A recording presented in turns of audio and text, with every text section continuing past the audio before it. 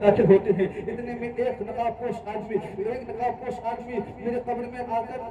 میری قبر میں تشریف فرما ہوتا ہے، اور ہونے کے بعد میں جب فرشتے مجھ سے سوال کرتے ہیں تو اس نقاب پوش آدمی نے کہا سنو فرشتوں، اس سے سوال مت کرو، جو سوال تمہیں کرنا ہے مجھ سے کرو۔ تو فرشتوں نے کہا تھا آخر یہ بتاؤ کہ رب کا حکم ہوا ہے اس مرنے والے کے بارے میں، اس کے بارے میں سوال کیا جائے گا، آخر آپ کون ہوتے ہو؟ تو جانتے ہو اس نقاب پوش آدمی نے کہا تھا تم مجھے نہیں جانتے ہو، تم مجھے نہیں جانتے ہو، اگر بھی تم کو پتا چل جائے گا، لیکن جانتے ہو وہ فرشتے کہتے وہ بادشاہ کہتا ہے کہ فرشتے تو چلے گئے، لیکن کچھ دیر کے بعد میں وہ نقاب پوش آدمی جب واپس ملتا تو اس کے میں نے قلائیوں کو پکڑ کر کے پوچھا آخر یہ بتائیے کہ میری قبر میں میرے رشتہ دار نہیں آئے مجھ کو بچانے کے لیے، میرا باپ نہیں آیا، میرے چاہنے والے لوگ مجھ کو قبر میں چھوڑ کر کے چلے گئے، میری مدد کرنے کے لیے نہیں آئے، لیکن آخر آپ یہ بتائیے کہ آپ کون ہے، میں کیسے پہچانوں مجھ کو بچانے والا کون ہے؟ تو جانتے ہو اس نقاب پوش آدمی نے اپنے چہرے سے نقاب کو ہٹایا اور کہا کہ سنو میں کوئی اور نہیں ہوں بلکہ کربلا کا وہی حسین ہوں جس کے بارے میں تم نے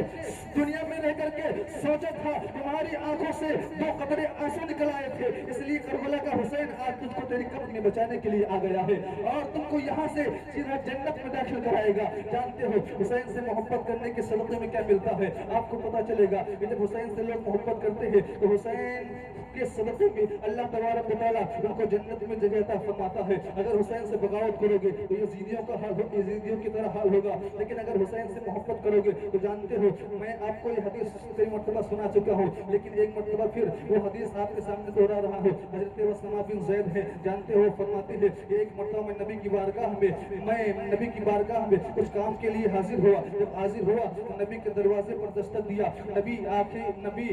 دروازے کے باہر نکلے اور جانتے ہو حضرت اسامہ بن زید فرماتے ہیں جب میرے آقا صلی اللہ تعالی علیہ وسلم اپنے حجرے مبارک سے باہر تشریف لا رہے تھے تو ان کے جسم پر ایک چادر تھی، اس چادر کے دونوں سائڈ میں دونوں بغل میں کوئی چیز چھپائے ہوئے تھے، لیکن جانتے ہو حضرت اسامہ بن زید فرماتے ہیں کہ جب میں اپنے کام سے فارغ ہو گیا، جب مجھ سے رہا نہیں گیا، میں نبی کی بارگاہ میں عریضہ پیش کیا، یا رسول اللہ علیہ الصلوۃ والسلام آخر یہ بتائیے کہ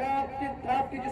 جسم پر جو چادر ہے اس چادر کے دونوں سائڈ میں کوئی چیز آپ چھپائے ہوئے ہیں، اس کو آپ دکھانا نہیں چاہتے ہیں، لیکن جانتے ہو میرے آقا نے جب حضرت اسامہ بن زید کی اتنی بات کو سنا، میرے آقا نے اپنی چادر سے اپنے جسم سے اس چادر کو ہٹانے کے بعد میں حضرت اسامہ بن زید فرماتے ہیں کہ میں نے کیا دیکھا کہ داہنے بغل میں حضرت امام حسن موجود ہے، بائیں بغل میں حضرت امام حسین موجود ہے۔ جانتے ہو حضرت اسامہ بن زید فرماتے ہیں کہ میں نے نبی کی گود سے ان دونوں بچوں کو لیا اور اپنی گود میں بٹھایا، ان کو پیار کرنے لگا، ان کو چومنے لگا، ان کو میں نے کھلانے لگا۔ جب میرے آقا صلی اللہ تعالیٰ علیہ وسلم نے میری اس ادا کو دیکھا، رب کی بارگاہ میں دعا کرنے لگے، وَهُوَ مُسْتَمِلُ لَا شَيْءَ إِلَّا أَدْرِي مَا هُوَ فَكَشَفَهُ فَإِذَا الْحَسَنُ وَالْحُسَيْنُ اللَّهُمَّ إِنِّي أُحِبُّهُمَا فَأَحِبَّهُمَا وَأَحِبَّ مَن يُحِبُّهُمَا۔ حضرت اسامہ بن زید فرماتے ہیں کہ جب میرے آقا نے میری اس ادا کو دیکھا تو رب کی بارگاہ میں رو کر کے دعا کرنے لگے،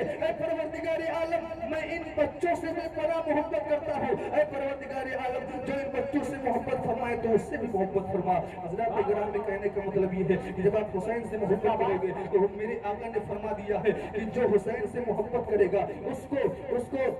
اللہ محبت فرمائے گا۔ اور جانتے ہو حبیب بن مظاہر کا نام سنا ہوگا، آخری میں بتاؤں کہ جب حبیب بن مظاہر کا ایک ہاتھ میں ہاتھ پکڑ کر کے اور ایک ہاتھ میں حضرت امام حسین کا ہاتھ پکڑ کر کے، دونوں کا ہاتھ ایک دوسرے کے ہاتھ میں پکڑا کر کے اور رب کی بارگاہ میں عریضہ پیش کیا تھا، اے میرے پروردگار میں ان دونوں بچوں کو ایک دوسرے کا ہاتھ ان کے ہاتھ میں پکڑا دیا ہوں، میدان محشر میں قیامت تک چھوٹنے نہ پائے۔ جانتے ہو حبیب بن مظاہر کیا کرتے تھے؟ حسین کے قدموں کے نیچے سے مٹی اٹھا کر کے اس کو چومتے تھے، اس کو سر پہ ڈالتے تھے، محبت کرتے تھے، دیوانہ تھے حسین کے۔ اس لیے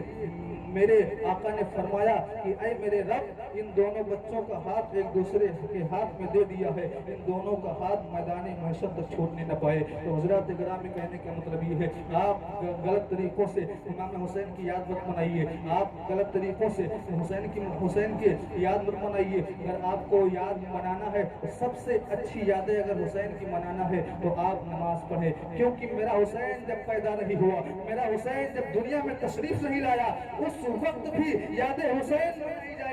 याद हुसैन मनाई जाती थी। तो आप कहोगे कैसे, जब हुसैन पैदा नहीं हुई तो हुसैन की यादें कैसे मनाई गई? मैं आपको बताऊं कि नबी जब तशरीफ लाए और नबी के बाद में हजरत फातिमा, उनके बाद में हजरत इमाम हुसैन, लेकिन जानते हो उससे भी पहले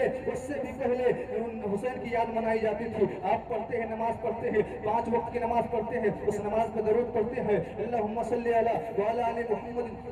दरूद पढ़ते हैं। तो आल क्या है? आल क्या है? आल नबी की आल है, नबी की औलाद है, इसी पर हम दरूद पढ़ते हैं, हुसैन पर दरूद पढ़ते हैं, नबी के घर वालों पर दरूद पढ़ते हैं। लेकिन हमें समझ में नहीं आता है कि हम याद हुसैन मनाएं किस तरह। याद हुसैन मनाने का तरीका जो सही है इस्लामी एतबार से, उस एतबार से तुम याद हुसैन मनाओ। अगर गलत तरीकों पे बहक जाओगे तो तुम ना दुनिया में कामयाब होगे ना आखिरत में कामयाब होगे। अगर तुम्हें याद हुसैन मनाना है तो सबसे पहले तुम नमाज के पाबंद हो जाओ। जब तुम नमाज के पाबंद हो जाओगे तो याद हुसैन तुम्हारी काम आएगी। दुनिया में भी